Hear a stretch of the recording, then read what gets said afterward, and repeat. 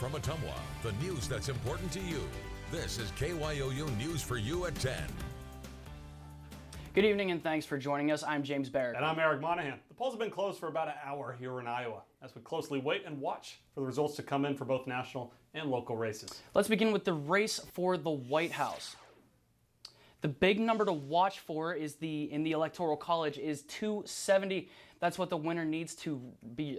That's the number the winner needs to reach to be declared the winner. And currently, no presidential candidate has currently been declared to reach that number, but we are still looking. Right now you see Biden is about 135 and Trump is lagging behind at 108, but there's still several key states to be counted. And on to the Senate. We have Republican Joni Ernst versus Democrat Teresa Greenfield.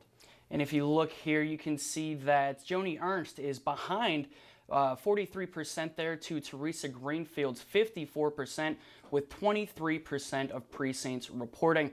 And another one of the bigger races we are following is the 2nd Congressional District for Iowa. The seat is currently being held by Democrat Dave Loebsack. However, he's decided he is not running this year. Now the race is between Democrat Rita Hart and Republican Marionette Miller Meeks. That's right, and currently Rita Hart is ahead by about 22 points, and we have 21% reporting for that race. And now on to House District number 1. This district covers the northeast part of Iowa. We have Democrat Abby Finkenauer holding the seat, and she is being challenged by Republican Ashley Hinson. And as of right now, you can see Hinson behind Finkenauer, 38% to 62%, but only 8% reporting. There's still a long way to go in that race. And now we turn our attention to House District 3. Democrat Cindy Axne holds the seat right now. She's facing two challengers from Republican David Young and Libertarian Brian Holder. This district represents the southern part of western Iowa. That's right. It's our only House race here with 3 competitors, and it currently looks like Axne is holding at 54%, Young at 43%, and Holder at a small 3% with 55% reporting, so it could still be either party's race. And now on to House District 4. This district will have a brand new representative. This was the district represented by Republican Steve King. He was defeated back in the primary by Randy Feenstra, and Feenstra himself is now facing Democrat J.D. Scholten. District 4, of course, represents upper western Iowa.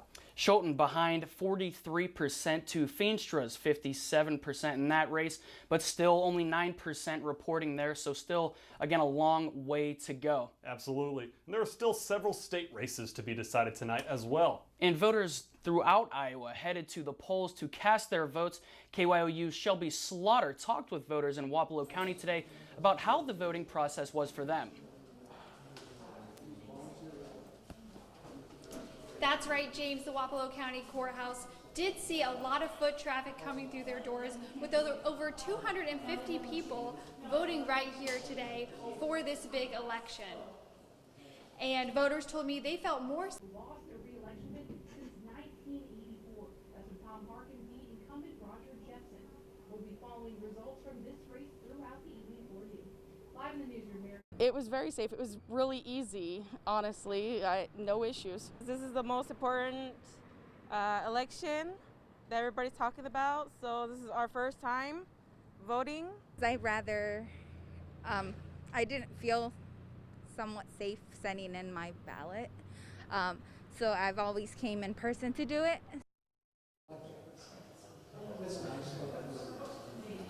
That's right, and this just in, we just spoke with the Van Buren County Auditor, who told me that Sheriff Dan Hedgerow is currently in the lead to be the sheriff. He has been the sheriff. He is the incumbent. So we are tracking that currently, but as of right now, he is in the lead against his opponent, Rob Cavanis. And currently there are 3,800 voters who voted in Van Buren County. So we are tracking that right now for you all, and we are just minutes away from getting the votes from the Wapello County Auditor, where I am right now, and we'll have more information for you later on in the show. Back to you, James. Thank you for that, Shelby. And now let's take a look at some of the state races that we will be covering tonight. We'll start with Iowa House District 78. We have Republican Jared Klein holding the seat, and he's being challenged by Democrat Kimberly Davis. The district is made up of Keokuk and Washington counties. Currently, no results for us in that race yet, so we will move on. Incumbent Democrat Mary Gaskell is fighting off a challenge from Republican Sherilyn Westrich for the Iowa House in District 81. She has served in the state house since 2003. The district covers most of Wapello County. Of course, here in Ottumwa, we've been following that one closely, but currently we don't have any results for the polls. And we turn now to Davis County in the polling station in Bloomfield. In the middle of an evening rush, as voters inside were lined up to the door. The polling place was located at the Bloomfield Fire Department, the only station polling place for the entire Bloomfield precinct. We talked to several voters this evening, including a first-time voter.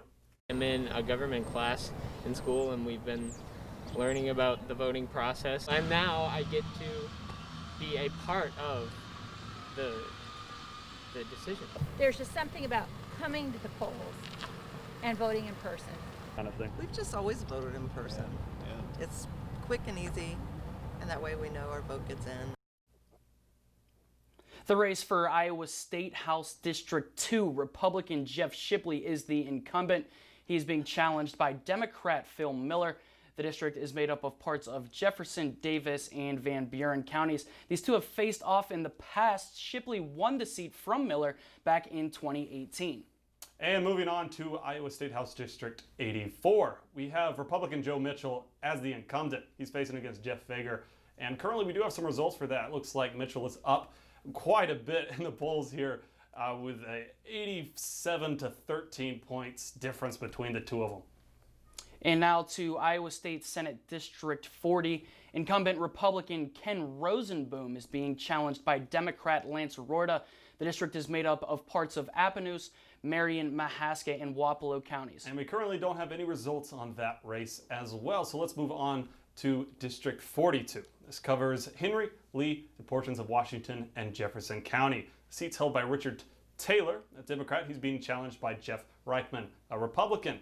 And as you can see there, Reichman up 77% to Taylor's 23%, with only a few precincts reporting. So we will move on as we continue our live team coverage now. KYOU's Jatira Marsh joins us now live. And Jatira, you talked with voters in Jefferson County. How did they feel about the voting process? Do I need to press anything, or are you good to go? Yeah, so they felt pretty good about it. In fact, they were determined to get out, especially in this warm weather, to make sure that they made a difference. Almost everyone I came across had on masks. I ran into a woman who brought her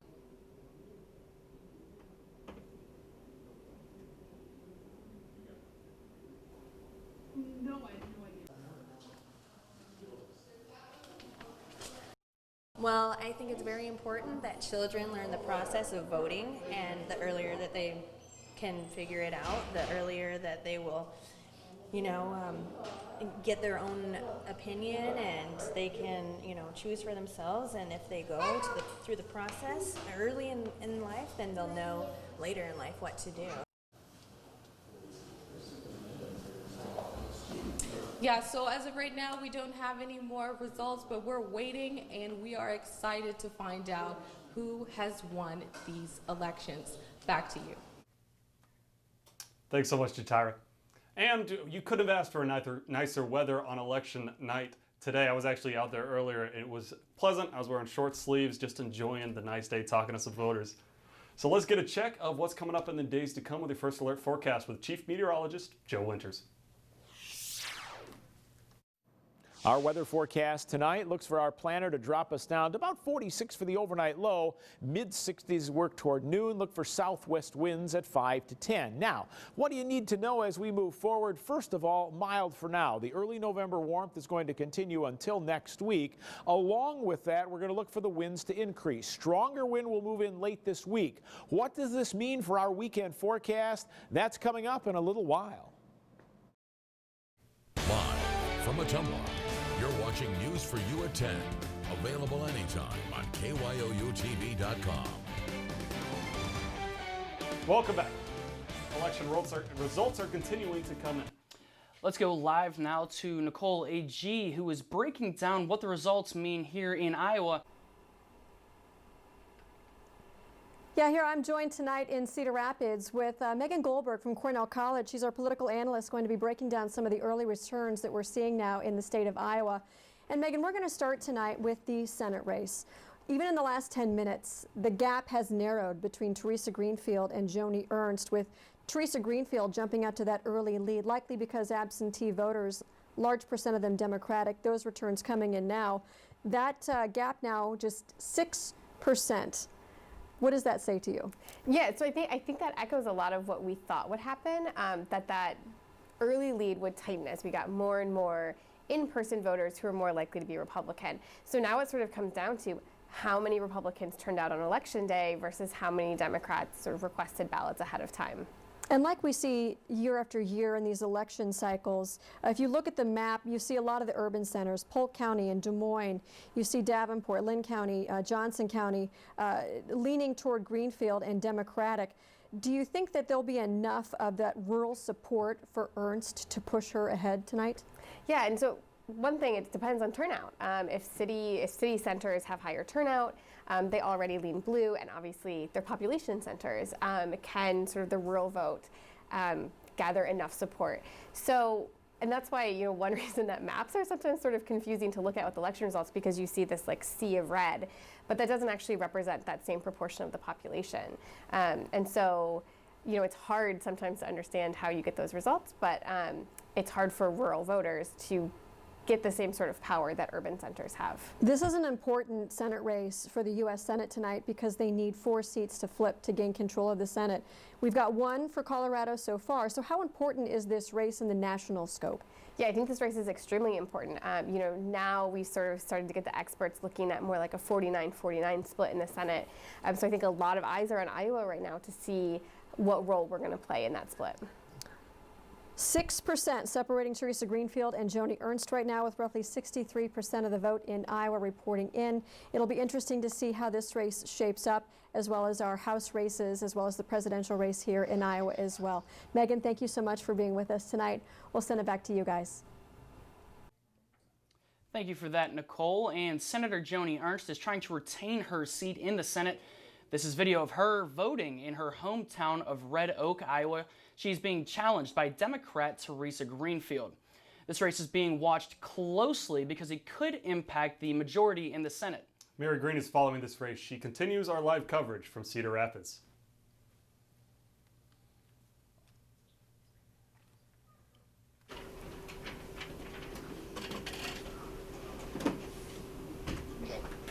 Well, all you need for proof of just how competitive this race is to look right at the numbers. More than $200 million has been pumped into this race between the campaigns themselves and from outside groups, and that makes it one of the most expensive Senate races in U.S. history. Now, for Teresa Greenfield, the Democrat, if she wins, this would be her first time ever holding elected office. Meanwhile, for Joni Ernst, the incumbent Republican, this is her first re-election bid since she was elected to the Senate in 2014. Now, what could be a good sign for Ernst is that Iowans have not voted out a sitting U.S. Senator in 36 years. If Ernst loses tonight, it would be the first time an Iowa Senators lost their re-election bid since 1984. That's when Tom Harkin beat incumbent Roger Jepsen. Live in Cedar Rapids, Mary Green, KYOU News for You. Thanks so much for that, Mary. And let's get another check at the race for the White House. Looks like Joe Biden has jumped up quite a bit here to 209. He's secured those West Coast votes. That's right. Donald Trump looking to get some of his strongholds, Florida and some of those other states he won back in 2016. Now here's a look at Iowa's 6 electoral votes up for grabs tonight. That's right, and it looks like Biden has a small lead over President Trump. Of course, we're only 46% in right now. Nothing has been set in stone. And despite the large number of people who voted absentee, others still came out to the polls in person. We had KYOU Shelby Slaughter speak to voters about their experience, and she's joining us live from the Wapello County Courthouse. Shelby?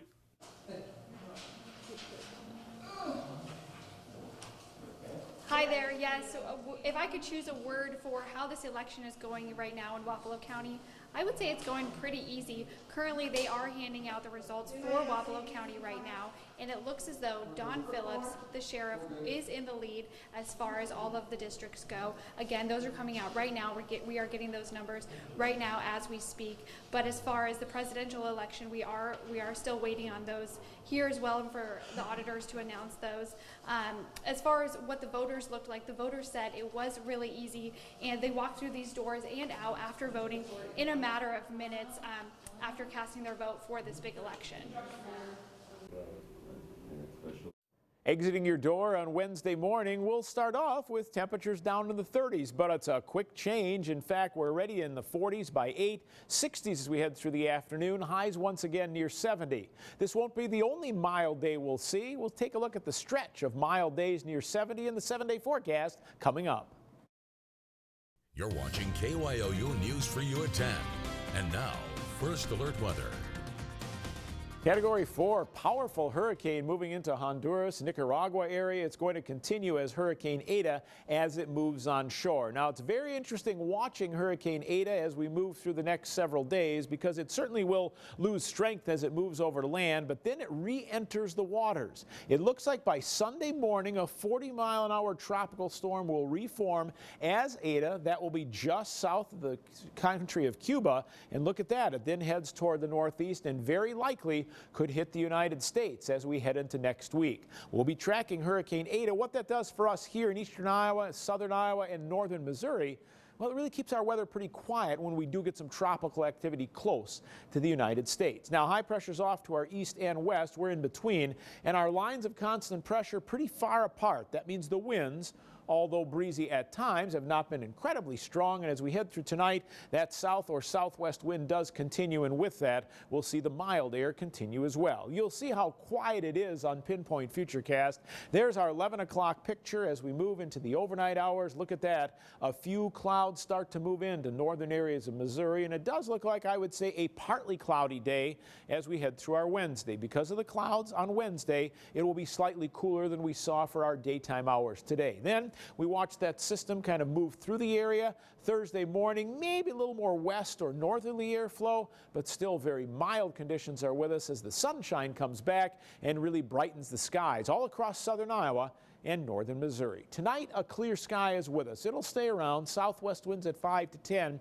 That low gets down near 46 degrees, which is, again, above where we should be for this time of the year. Our forecast tomorrow, well above where we should be, not quite as warm as Tuesday. Look for a partly cloudy sky, as mentioned. Winds out of the southwest at 10 to 20. That is similar to what we saw through the day on Tuesday, and that high expected to be near 71 degrees. So all in all, a beautiful Wednesday. Now our forecast wind range the next 5 days.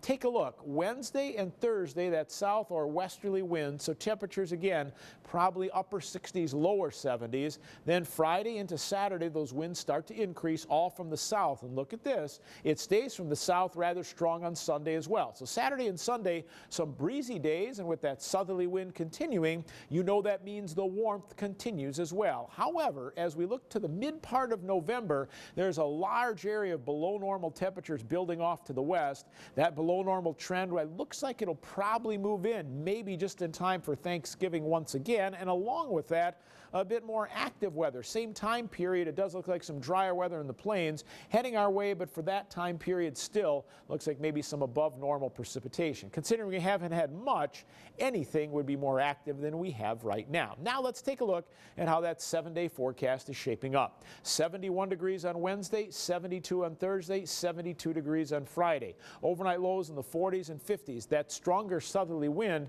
helps things out as we head to the start of the weekend. By Saturday, high temperatures should once again stay in the 70s, and that could hold into Monday. Monday, though, is transition day. Some showers and storms are likely to develop, and that will be with us on Tuesday as well as things really start to cool down. Highs on Monday in the 70s, highs by Tuesday back down in the 40s. That's a complete look at our 7-day forecast. James, back to you. And now let's get an update on that 2nd congressional district race in Iowa. That's correct. The seat is currently being held by Democrat Dave Loebsack, and he decided, of course, not to run again. So now the race is between Democrat Rita Hart and Republican Marinette Miller Meeks. As you can see on your screen, Marionette Miller Meeks trailing there 44% to Rita Hart's 56%. And Phil Reed is covering that race for us tonight. He joins us live from Cedar Rapids with continued live coverage. This race covers 24 counties from Ottumwa to Davenport to Iowa. Right now, early results shows Rita Hart with the lead, but the camp with Marionette Miller Meeks tells me that that was expected, and they tell me that they're very pleased with Republican turnout today. They tell me that Election Day turnout from Republicans coming to vote is really what they are relying on. While Hart's camp tells me that they're still remaining optimistic, and both tell me that they are watching this race very closely. Hart and Miller Meeks both spent today just trying to reach out to last-minute voters. They were canvassing, making some phone calls. One thing Miller Meeks tells me that she would do if she wins is that she really wants to address the coronavirus pandemic, while Rita Hart tells me that the first thing that she would do if she wins is that she really wants to tackle anti-corruption. Again, I have been in contact with both parties pretty much all day, and they tell me that they will give me video chats when the race comes in to give reaction on those results, so I plan to give that to you. Live in Cedar Rapids, Phil Reed, KYOU News for You. And let's check once again on the presidential race. Currently, no new updates. Biden hanging on at 209 with Trump at a 118, but it looks like things might be improving for Trump. Of course, we still have some states in the heartland that have not been taken yet. Iowa, of course, still a toss-up.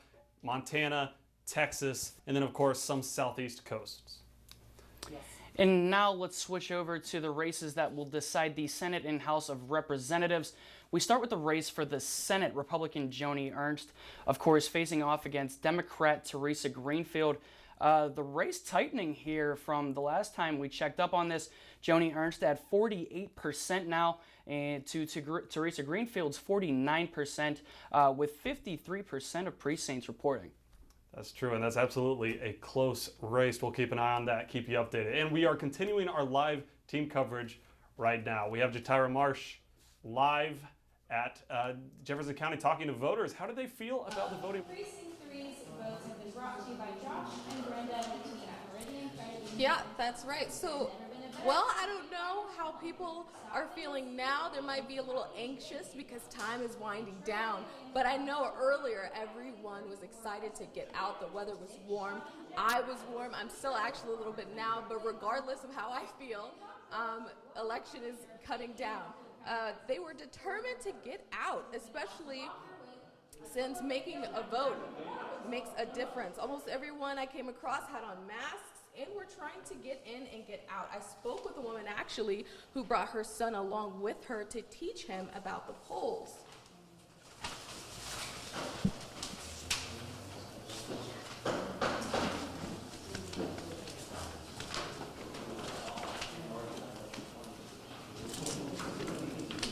And according to the Iowa Secretary of State's office, Jefferson County voters requested over 6,300 ballots. Democrats requested the most, over 3,500, and over 3,400 were returned. Republicans requested over 1,800, with just over 17 to 50 being returned. We'll send it back to you. You're watching KYOU NBC.